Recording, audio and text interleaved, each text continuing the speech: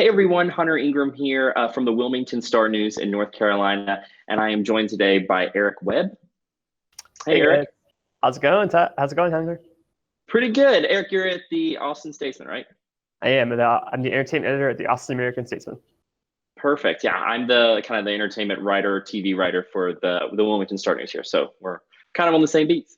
Absolutely. So we're then the perfect people to talk about our topic today, which is using your long Memorial Day weekend to go to the movies, which is a time-honored tradition. Honestly, there's few things that are more American than going to the movies over this holiday. So it's the perfect time. Yeah, and usually, it's hot maybe wherever you are. So what Yeah, better time to go sit in an air-conditioned theater for a few hours, buy some overpriced exactly. popcorn? Yeah. Absolutely, especially down here. We're on the coast, so it's perfect. Yeah. And this year, there's no shortage of movies that are coming out or already out that would kind of fill a theater. Yeah, that's true. We're like kind of getting well into summer blockbuster season. So there's a few things that have actually already been out for a couple weeks that will still be out that you can go catch if you haven't had a chance yet. And then there's a couple things coming out for Memorial Day weekend that you can join the zeitgeist and Absolutely. go Well, watch. summer's already starting so early nowadays that we have Marvel movies in April. So Avengers Endgame is still kind of rumulating in theaters, still making more money than most movies. So if you haven't seen Avengers Endgame, honestly, that might be a place to start on this Memorial Day weekend. Yeah, and actually, at least in Austin, Captain Marvel is still in a few theaters too. So Yeah, it is here. you could do a Marvel weekend if you wanted to. If nothing else, a double feature, though. Those movies are very long, so you're probably going to be in theaters for about 6 hours if you see both of them together. Totally. Another thing that's going to be a blockbuster that's coming out Memorial Day weekend actually is Aladdin. Yeah. The live action version of the Disney animated classic, kind of coming out a few weeks before the live action Lion King comes out. Yeah, it's such a weird kind of double dose of reinventing these Disney classics. I would say that of the two, Aladdin's kind of it's kind of weird to say that it's supposed to the lower key of the two. It's the one that's not the one starring Beyonce and all these things. It's and yet it still stars Will Smith. It's odd to think that of these two, this is the one that people are like, oh, what is this going to be about? It would, maybe a decade ago, this would have been a surefire hit. I say now it kind of looks interesting. I think is a good way to put it. Yeah. Yeah. I'm going to absolutely see it. I love Aladdin. Obviously, grew up on Aladdin. It's just got an odd tone, and the clips I've seen of Will Smith kind of taking on the genie role from Robin Williams have been rough. Rough. Well, there was that, I don't know if you call it a backlash, but the initial pictures of Will Smith as the genie were met with some kind of memeable, viral, like, I don't want this, take this away. No, and it was basically they released that too early, but then it kind of got a reputation right out of the gate, and now it's I love the music, and they've released kind of the pop radio version cover of A Whole New World, which is from one of the One Direction boys, Zayn, and I actually liked it. I thought it was good. It had a nice kind of different tone to it, but the movie is going to be interesting, but it's absolutely something I'm going to see. So us kind of talking about some of its failings already, or kind of perceived failings, will not stop me from going over Memorial Day weekend to see it. Absolute hard same. I went to Disney on Ice when I was a kid, and I dressed as Aladdin for Halloween in kindergarten. So, Absolutely. If nothing else, the Aladdin is good. And the man who plays Aladdin actually has spent some time here in Wilmington filming a new TV show. So Aladdin will be here in Wilmington just a few weeks after Aladdin comes out, because they're going to finish filming the TV show. Oh, great. Well, cool. You can tell them how much you love the movie, and if you didn't love the movie, just don't mention it. Exactly. Don't mention it, or I'll just tell him the lighting and the songs were great. Yeah. There you go. Perfect. So the other thing that came out this week, actually, and I told you this before, that I saw John Wick 3, which came out today as we're recording. And those movies are very popular. It was very crowded last night when I saw a really late screening. And I'm a big fan of those movies because I find them to be oddly cathartic. There's a lot of violence, there's a lot of action, but it's kind of nonstop. It's very stylistic. It's very oddly pretty to look at. And so you go in and you don't feel tense. You feel kind of at the mercy of Keanu Reeves, which, there's worse ways to spend 2 hours in a movie theater. We've been at Keanu Reeves' mercy since like 1991. So exactly. now. Yeah, look, Exactly. I think stylish is the best way to put it. There's some style to the onslaught of cinematic cartoonish violence with John Wick movies. I've actually only seen the first one, which I actually watched pretty recently in preparation to go see the third one. So that one, it looks like a lot of fun. And also, John Wick, as far as action heroes go, feels fairly easy to root for. An assassin, though he may be. He's an assassin who's just sad that someone killed his puppy. And now he has another dog that you just want to root for. And, I was watching it last night, and Halle Berry is a new addition to this, and she is incredible in this movie. She's not in the whole thing, but her part of it, they actually let her kind of just be the centerpiece for a really long fight scene. And she's incredible in it, and she has her own dogs.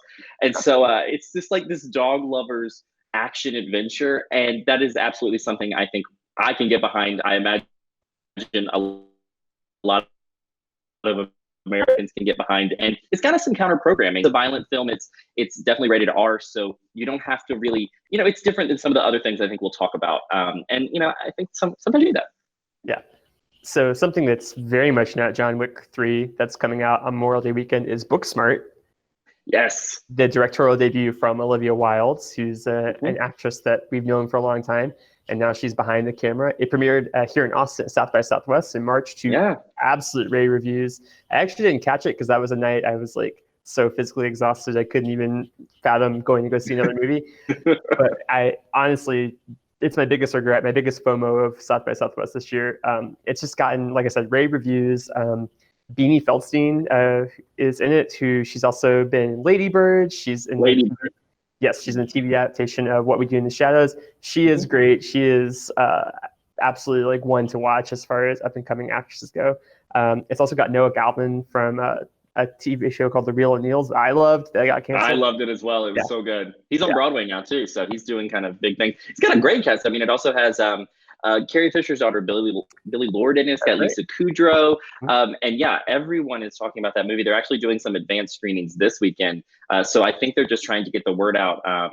Very much kind of a fun, slightly, adult end of high school kind of comedy. People love those. With a real kind of like indie feel, maybe. So again. Exactly. Yeah. Absolutely. Not John Wick 3.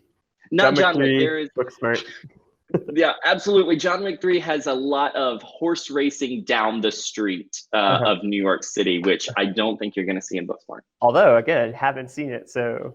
Very true. We could be talking. We're both talking from having not seen it, so who knows how that movie ends. Willing to be surprised. Exactly. What's something else that's out, Hunter, that people should go see? Well, I grew up with Aladdin, which means I also grew up with Pokemon, and Detective Pikachu is still out, and I think that that's kind of what people are going to be able to take their families to. Booksmart, John Wick are definitely violent, definitely rated R. Another comedy that we can talk about is Long Shot with Charlize Theron and Seth Rogen. That's also rated R. And so there's definitely some of these adult things.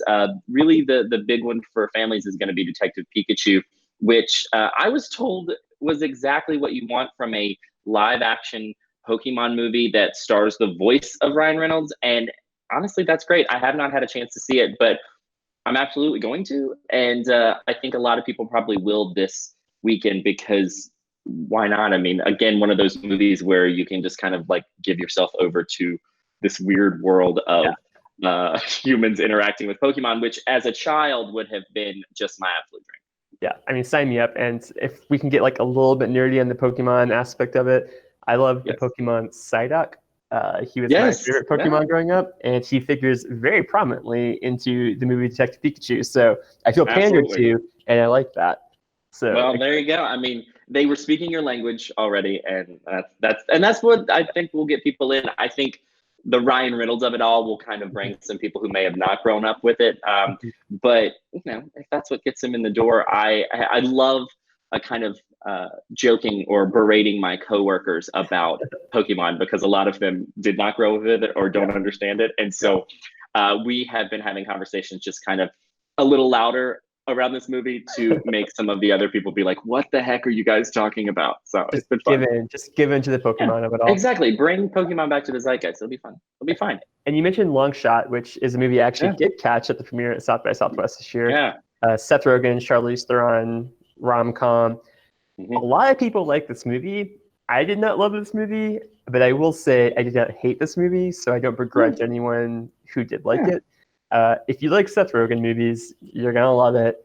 If you don't like Seth Rogen movies, but you do like just a check your brain at the door rom-com that has a really sweet love story, I think you'll like it too. My only beef with it was I thought it acted like it was gonna make some big statement about something, and it never really followed through with that. But that's probably just a personal problem. It's a perfectly sweet like rom-com.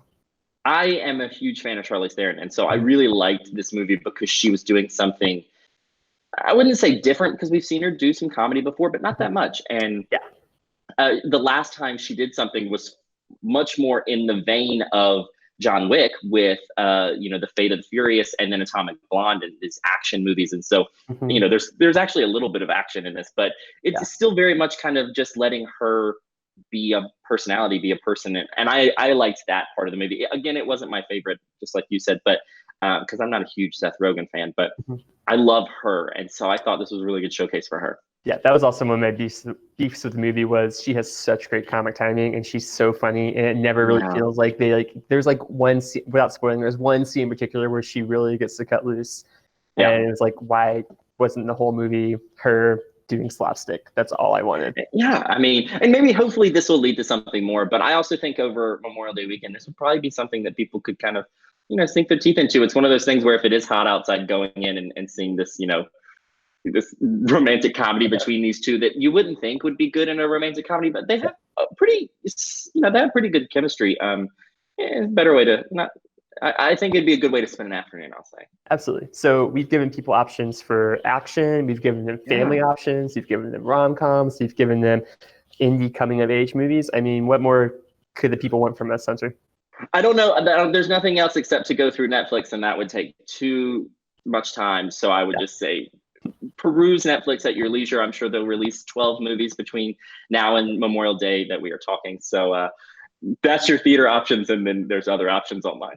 Yeah. Go, just follow your heart on those. Exactly. We're not going to be your guides on that one. But well, Eric, this was great. Thank you so much for talking with me about movies. Yeah, thanks for letting me join you. Absolutely, and have a great Memorial Day, everyone.